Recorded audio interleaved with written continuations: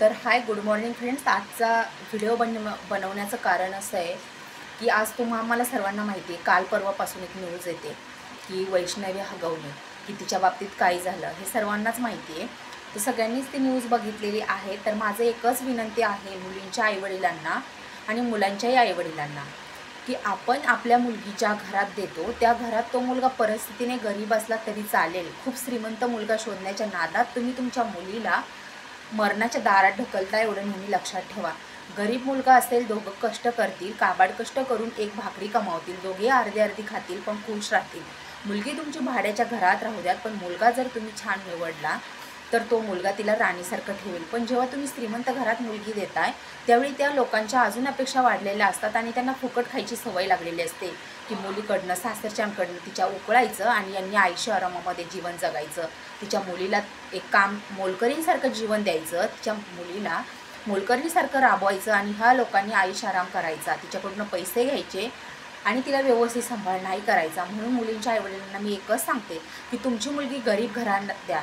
मुलगा जेव्हा श्रीमंत घरात मुलगी देतो तेव्हा वडील अख्ख्या गावाला ओरडून सांगतो की माझी मुलगी एवढ्या श्रीमंत घरात दिली आहे.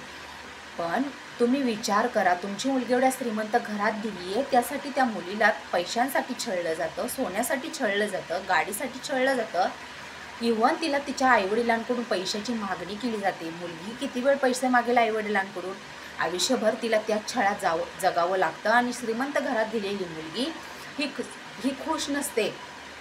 तिच्या मनात कुठेतरी रुकरुक असते की माझे घरचे एवढे श्रीमंत असूनही मला माझ्या घरातून पैसे मागायला लागतात, माझ्या आईवडिलांकडनं पैसे मागावे लागतात. तर अशी वेळ कोणत्याही मुलीवर येऊ नये आणि वैष्णवी हगवणेचं झालं, अशी कोणतीच मुलगी ही वैष्णवी हगवणी होऊ नये यासाठी पालकांनी आपल्या मुलीकडे लक्ष द्या आणि आपली मुलगी अशा सर्वसामान्य घरात द्या जिथं तिचा चांगला सांभाळ केला जाईल आणि तिला चांगली माणसासारखी वागणूक दिली जाईल.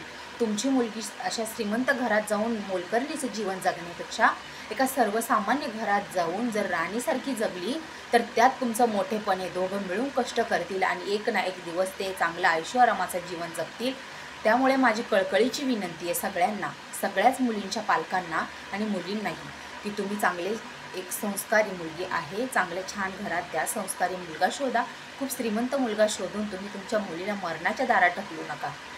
आणि तुमची जे मुलगा आहे जे श्रीमंत लोकांचा, त्यांनी त्यांच्या मुलांना जरा समजावून सांगा की दुसऱ्याची मुलगी ही पैशाचं झाड नाही आहे किंवा दुसऱ्याची मुलगी आहे तीही माणूस आहे, तिलाही चांगल्या प्रकारे वागणूक द्या. माझी एवढीच कळकळीची विनंती. आणि त्या वैष्णवी हगवणे आहे, तिच्या मृत्यूला जे कारणीभूत लोक आहेत त्यांनाही कठोरात कठोर कारवाई झाली पाहिजे, असं सगळ्यांनी आपण देवाकडे प्रे करूयात. आणि तिच्या जे काही तिचे मृत्यूला जबाबदार लोक आहेत, तिचे खुनी आहेत, त्यांना लवकरात लवकर चांगली शिक्षा मिळावी हीच माझी विनंती. आणि माझे व्हिडिओ नक्की आवडत असल्यास लाईक, शेअर आणि सबस्क्राईब करा. आणि तसेच आपली मुलगी ही वैष्णवी हगवणे होणार नाही हा प्रत्येक पालकांनी आपल्या मनावर बिंबवा. त्यासाठी आपल्या मुलीला चांगलं घर शोधा, चांगलं स्थळ शोधा. खूप श्रीमंत नाही, सर्वसामान्य कुटुंबातला मुलगा शोधा, खूप चांगलं करा आणि मुलीला खूप छान संस्कार द्या. मुलीला चांगलं शिकवा, तीच मुलगी तुमचे एक दिवस राणीसारखी जगेल आणि एक दिवस आयुष्यआरामाचं जीवन जगतील. एवढीच माझी विनंती आहे. चला बाय बाय, भेटूया नेक्स्ट व्हिडिओमध्ये. तोपर्यंत बाय बाय, काळजी घ्या. Like, share, subscribe.